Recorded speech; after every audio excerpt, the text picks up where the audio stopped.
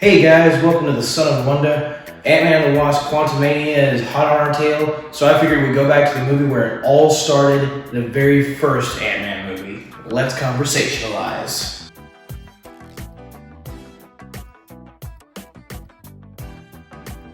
Hey guys, so a lot has changed since the very first Ant-Man movie came out.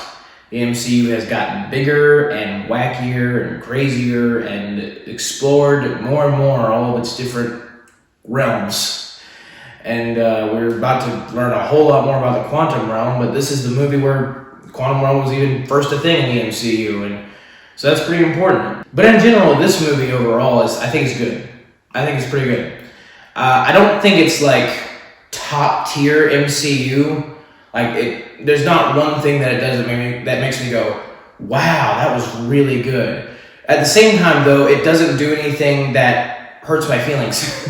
It doesn't do anything that I go like, oh my gosh, why did you do that? It just is a very simple mid-tier superhero movie, and it's good. And I think one of the reasons that it works well is Paul Rudd and Michael Douglas. I think those two guys, the charisma they have and the chemistry they have with each other really helps these films in general, both this one and Ant-Man and the Wasp. And I hope they don't lose that in Quantumania. Also, I like how this movie ties in to the other MCU films. It finds a way to make sense with the lore that they've already established. The very first scene you get is Hank Pym having a conversation with Peggy Carter and Howard Stark, and then some other evil guy. But that's just cool to see by default, especially seeing the Triskelion, the place that was destroyed in Winter Soldier. And it's funny how some universes like the MCU will establish one place or one item, and then it's destroyed, and then you learn more about it, and then you learn some of its history. So it's kind of what they did there a little bit. Like there was the previous headquarters for S.H.I.E.L.D. We got to see more of that happening after it was destroyed in the main MCU timeline. Also, they do a great job of establishing the Ant-Man part of the Marvel Comics into the lore of the MCU, making it make sense. So it's not just weird to have a shrinking guy all of a sudden in the superhero universe that's been pretty, I guess as grounded as you can be with a giant green muscle monster and a space god. But for a lot of people, Ant-Man might have been pushing it. I think they did it really well. I think they actually found a way to not make it cheesy, and that's hard. For a character called Ant-Man, that's kind of difficult, but they found a way to make it work. I think one of the main things they found to make it work was the way they designed the suit.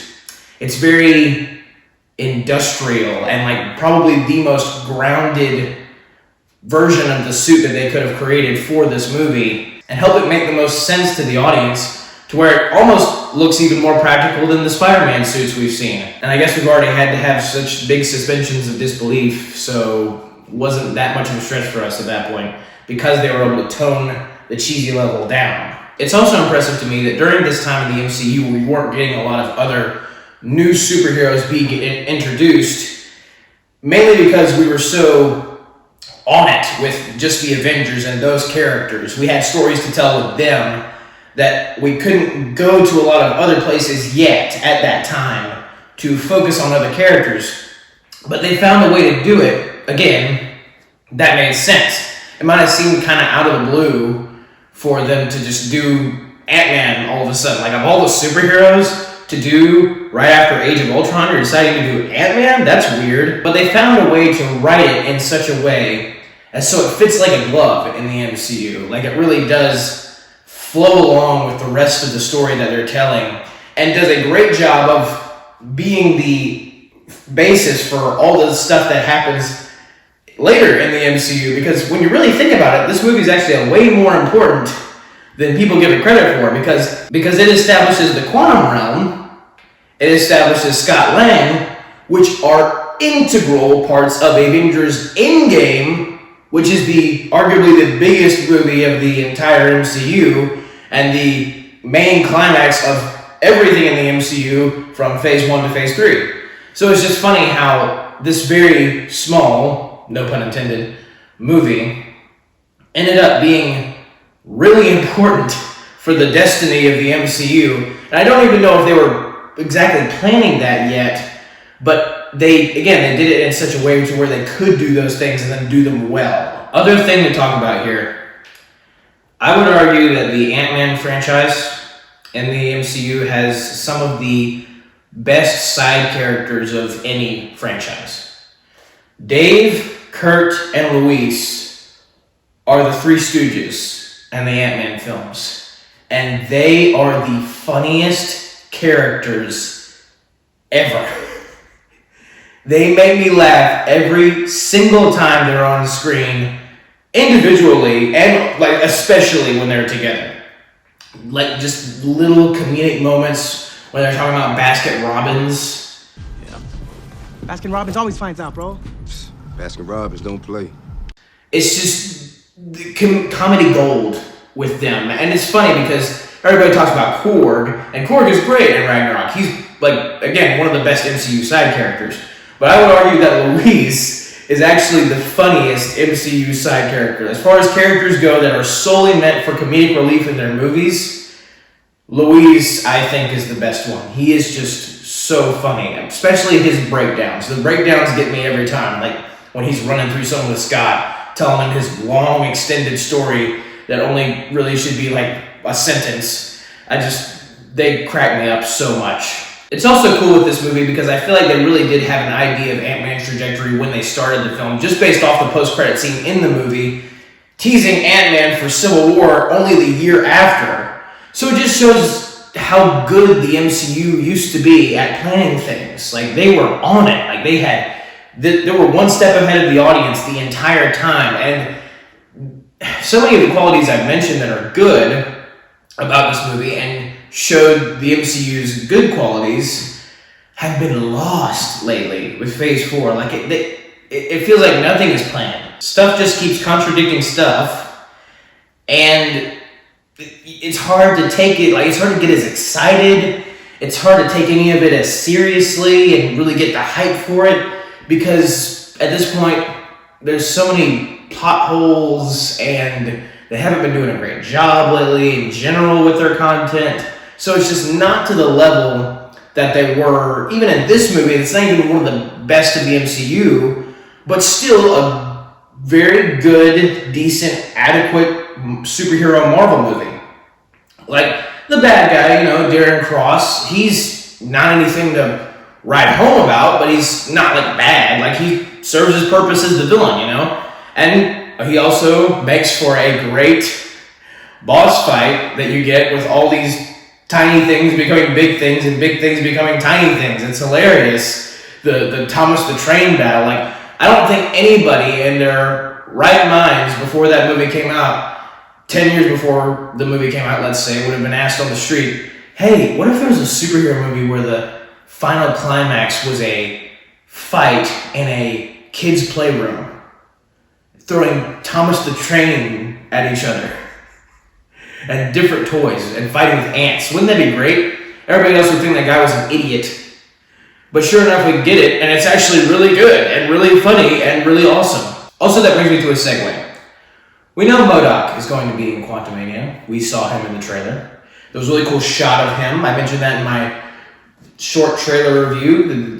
He's like got a gold face and cannons on the sides of him. He looked really cool.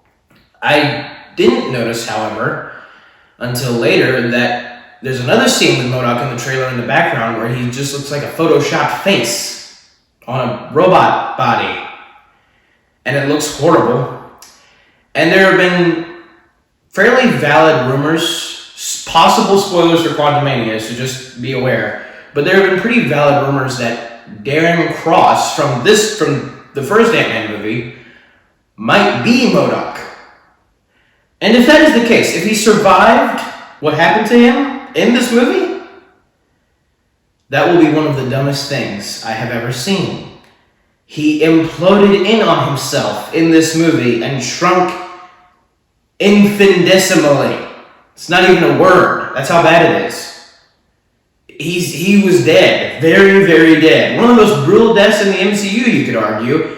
And might still be alive.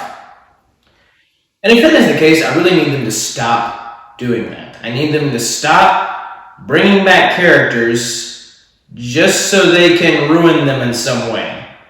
And for him, it's like he wasn't even a good enough villain to bring back in any way, shape, form, or fashion. And if this is the case, this is speculation, but it's very probable that that's what might happen in Quantumania. And if that's the case, hard no. That's not really anything toward this Ant-Man movie, the first one, but it will be if it happens in Quantumania.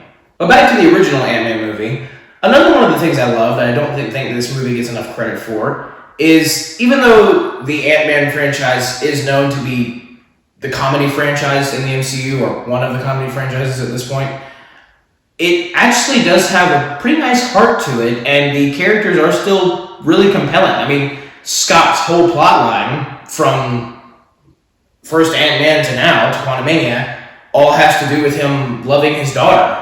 Like, being an ex-con who's stolen from people and been in jail for long periods of time, he's still a good dude. He still loves his daughter. And I feel like it is a testament to certain people who do go to jail. Like, that doesn't, just because they go to jail doesn't mean they're just cold-hearted individuals who just hates everybody. I mean, Scott Lang is just this pretty nice guy who made some mistakes just because he felt burned by the system. And he's not some evil person just because he was in jail. And I feel like that's a good, cool message to send out. And I think that his relationship with Cassie is very well written and well acted. I think him and the actress who plays Cassie Lang, I'm not sure her name, but Paul Rudd is very good at playing a father. And he is a father in real life, but playing the specific kind of father that he does in these movies, he's really good at, and he really hammers home those emotional moments with Cassie, and you really feel his emotion, like he just wants to be with his daughter, but he feels like he just keeps messing up so he can't. And that's a very compelling story. And I like how it parallels, especially in the first Ant-Man movie, I like how it parallels Hank and Hope's relationship. Is that Hank is kind of in a similar position in the sense that he wants to be with his daughter. He wants to have a good relationship with his daughter. But because of long past burned bridges, he doesn't feel like he can have that. And he thought it was too late for him, but it wasn't. They were finally able to make amends because of Scott getting to Hope and convincing her that Hank really just still wants to protect her, which is why he doesn't want her to wear the suit and do the heist in the movie. So I think all of that stuff is really compelling. I like how it lines up with one another. I love how this movie flows along with the rest of the MCU, makes perfect sense, has some tie-ins, but those tie-ins don't overwhelm the film, making it something different than what it needs to be, which is just a small, simple Ant-Man heist movie.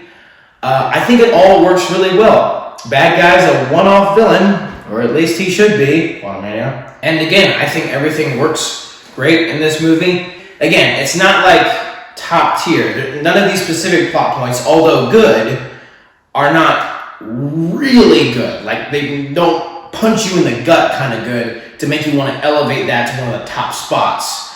But there's definitely not anything in the movie that's like, oh man, I really don't like that. That's lower for me. Right mid-tier is the perfect description of this movie. So thank you guys for watching my review of the first Ant-Man movie. I will be doing a review for the Ant-Man and the Wasp movie, which I happen to like better than the first Ant-Man movie. That one is a little bit more elevated for me. But until then, thank you guys for watching. Have a very blessed day. May the Lord be with you. May the Force be with you. Goodbye. That's a wrap.